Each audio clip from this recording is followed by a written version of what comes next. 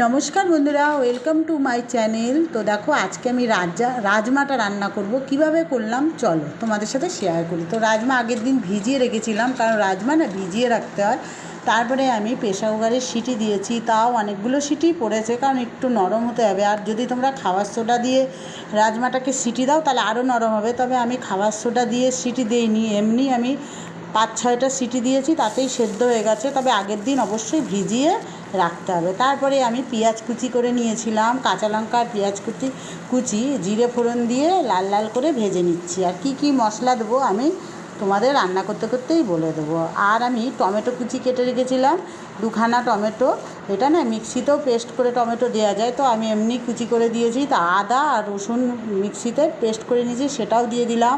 স্বাদ মতো লবণ দিলাম, 1 চামচ কাশ্মীরি মির্চ দিলাম, 1 চামচ মানে পরিমাণ মতন হলুদ দিলাম, একটু স্বাদ মতো চিনি দিলাম, কারণ একটু মিষ্টি দিলে ভালোই লাগে। তারপরে না রাজমা মশলা থাকে, মশলা দিলে ভালো হয়, তবে আমার কাছে আলুর দমের মশলা ছিল, আলুর দমের মশলাটাই আমি দিয়ে দিলাম।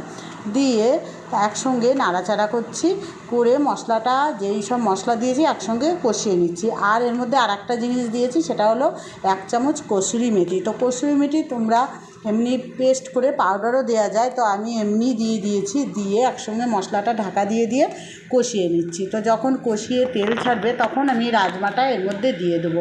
আর কষানোর সময় আমি এর মধ্যে একটু টক দই ছিল, টক দই দিয়ে দিলাম। টক দই দিলে খুব ভালো লাগে।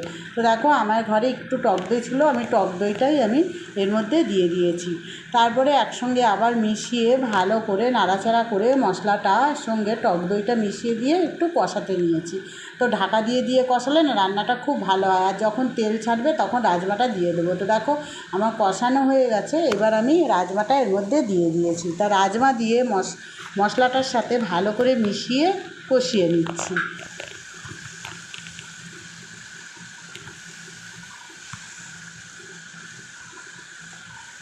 তো এই রাজমাটা না রুটির সাথেও খুব ভালো লাগে, পরোটার সাথেও খুব ভালো লাগে। তো আজকে আমি একদম সিম্পলভাবে রাজমাটা তোমাদের সাথে করে দেখাচ্ছি। আর ঘরে যদি ধনেপাতা থাকে তাহলে তো কোনো কথাই নেই, তবে আমার ঘরে এখন ধনেপাতা নেই, আমি ওর বদলে কসুরি মেথি দিয়েছি। তো কসুরি মেথিটা দেওয়াও যায়, আবার না দেওয়াও যায়। তো দেখো, আমার কষানো হয়ে গেছে, এবার জল দিয়ে দিয়েছি। এবার আমি একটু ঢাকা দিয়ে দেবো, 5 মিনিটের মতো ফুটতে দেবো। তো 5 মিনিট পরে আমি ঢাকাটা খুলে নিয়েছি, দেখো হয়েও গেছে, আর একটু শুকাবো।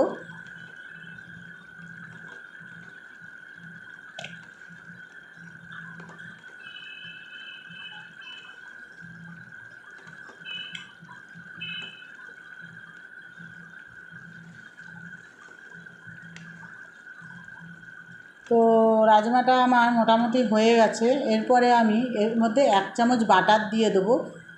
বাটার দিয়ে আমি এইভাবেই ঢাকা দিয়ে রেখে দেবো। তো আমার ভিডিওটা তোমাদের কেমন লাগলো অবশ্যই বলো কমেন্টে। নতুন যারা তারা সাবস্ক্রাইব করতে ভুলো না।